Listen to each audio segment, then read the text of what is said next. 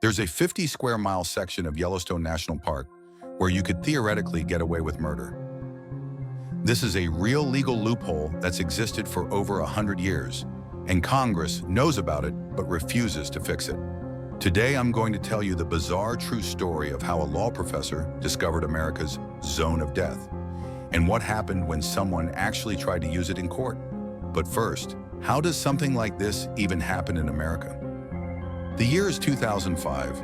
Brian Kalt, a law professor at Michigan State University, is doing what law professors do, reading boring legal documents. Specifically, he's researching the Sixth Amendment, the constitutional rule that says if you're accused of a crime, you get a jury trial from people who live in the same state and district where the crime happened. Kalt is mapping out federal court districts when he notices something weird about Yellowstone. The park sprawls across 3 states, mostly Wyoming, but with chunks in Montana and Idaho. Here's the problem. The entire park is under the jurisdiction of the District of Wyoming. Stay with me, because this is where it gets crazy. If you commit a crime in the Idaho portion of Yellowstone, the Constitution says you need a jury from people who live in both Idaho and the District of Wyoming. Kalt checks the population of that area. 0. Nobody lives there. It's 50 square miles of complete wilderness. No people means no jury. No jury means no trial. No trial means Kalt realizes he's stumbled onto a constitutional nightmare. He publishes a paper called The Perfect Crime, and the legal world loses its mind.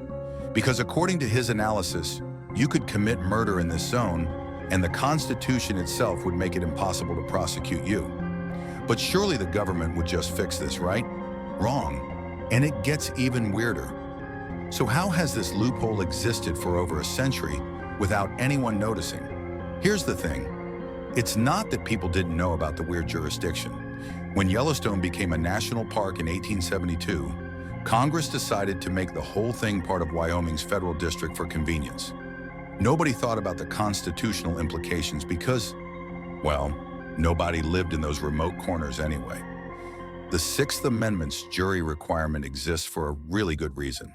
The Founding Fathers didn't want the government dragging you across the country to face trial in front of strangers who knew nothing about you or your community. It's a protection against tyranny. But now that same protection creates a glitch in the system. Kalt's paper identifies 2 problem areas.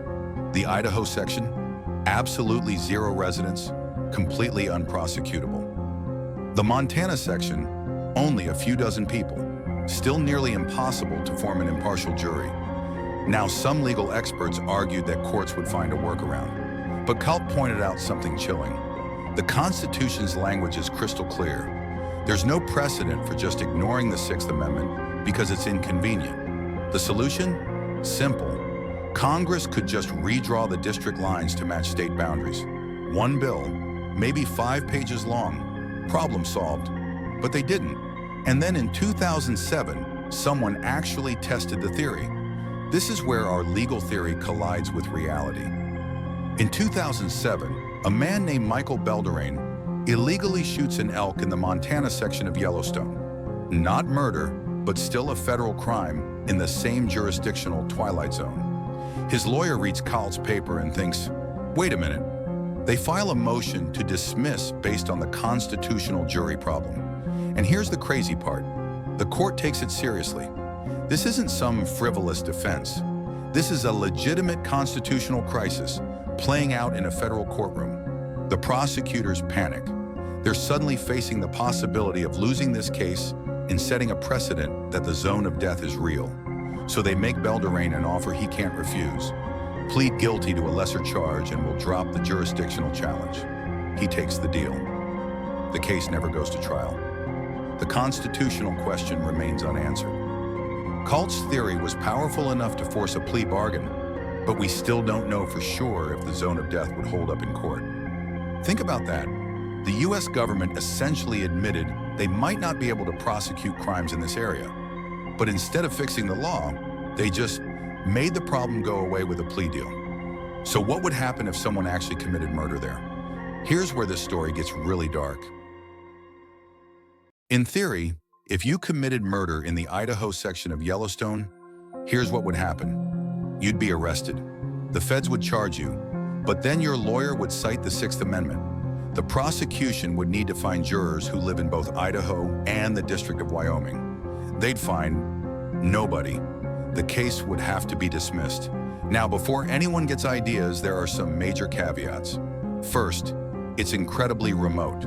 We're talking backcountry wilderness that requires serious effort to reach. Second, if you plan to commit a crime there to exploit the loophole, you'd face additional charges like conspiracy that might not be protected. Third, we don't actually know for sure that it would work because no one's tested it with a serious crime. But here's what keeps legal scholars up at night. What if it did work?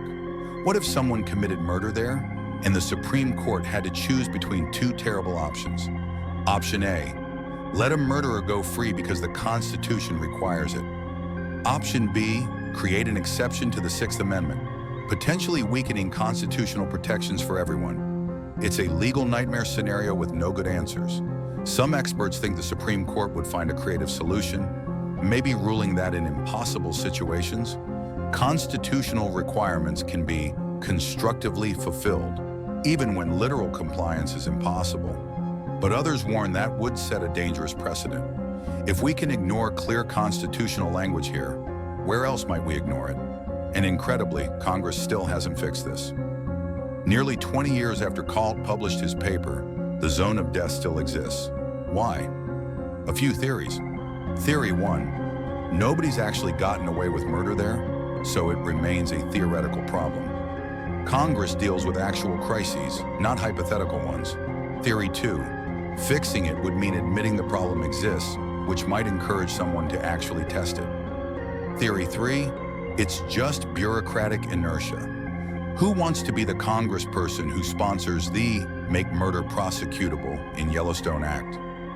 Brian Kalt himself has spent years advocating for a fix. He's testified before Congress. He's written follow-up papers. The solution is right there. Just redraw the lines. One bill. Done.